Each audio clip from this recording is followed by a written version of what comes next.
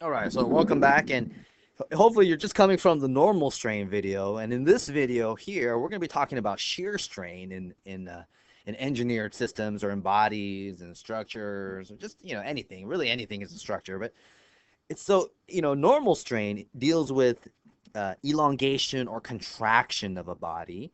So if I had, for instance, a box here, let's say here, my normal strain deals with if I'm pulling on it this way, like this right here, I might expect a rubber band. Let's say I'm pulling on a rubber band. I might expect it to elongate and contract. Okay. So it contracts in this direction and elongates in this direction here. And that's normal strain. These normal deformations that are perpendicular to various axes. So, for instance, here this might be the x-axis here, elongation in the x and elongation in the y. Okay, in the y, or contraction in the y direction. Now, with shear strain would involve, let's say, for instance, I have this fixed element here, and as maybe you noticed in the previous video, the shear strain is associated typically with shear stress, right? It's associated with shear stress. And here I have, if I'm applying an applied load on the outside here, causing this, say, this element that's connected here, what happens is I have not necessarily an elongation. I don't have an elongation, but rather I have an angle change that occurs. So here, here, here, these angle changes occur, which is which is really associated with shear strain. And so shear strain, by definition, shear strain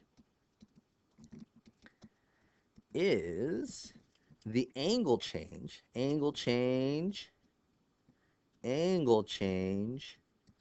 between two line segments.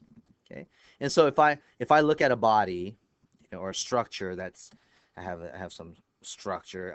It's some arbitrary potato, okay, or football, basketball, whatever you want it to be.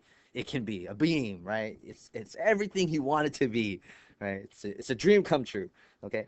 And anyways, if I look at that and I look at a line segment, just like we were doing before, if I look at line segments, two line segments right here, and let's say this line segment here, these line segments, I'll call this A, B, and C, are initially perpendicular, okay?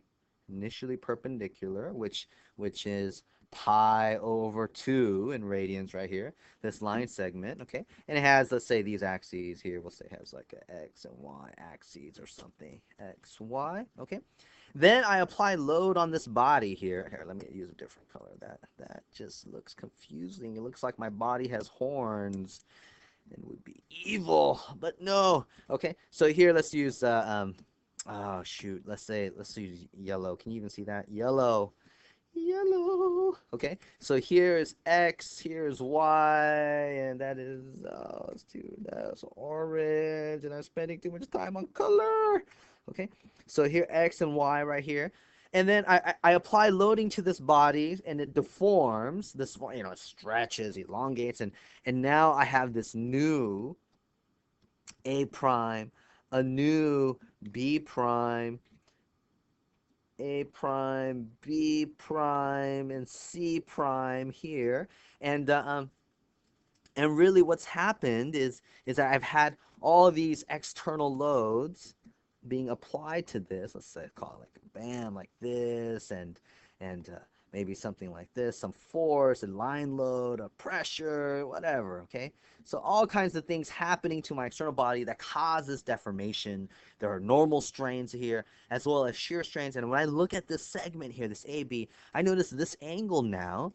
I have this new angle, which I will call theta prime. This new angle, which is no longer 90. And the old 90 was somewhere, over here. Put it in light green. Somewhere over here was this original A, B, C. Okay, and this was 90. And my shear strain, which uses the symbol gamma, the Greek letter gamma. So here, gamma. And here between these axes, I'll call this gamma xy, is equal to the original angle, pi over 2, the 90 degrees, minus the new angle.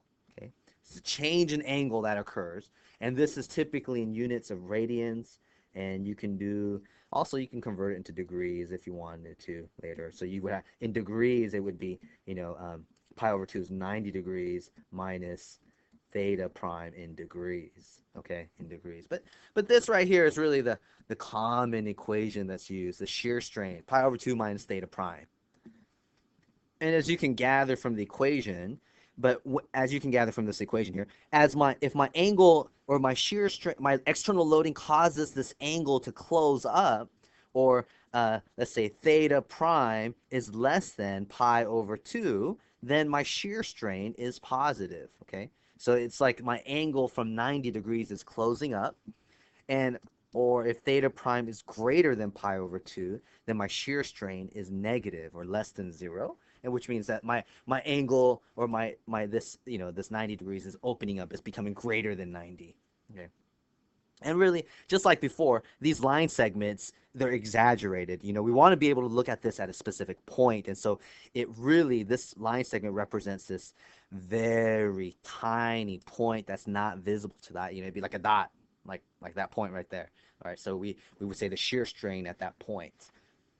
Okay, well, that hopefully gives you a feel for shear strain and how to calculate it. At least I've introduced the equation to you, and then we'll do some calculations. All right, make it happen, and see how it works with some numbers and things, and you'll enjoy it. Well, at least a little bit.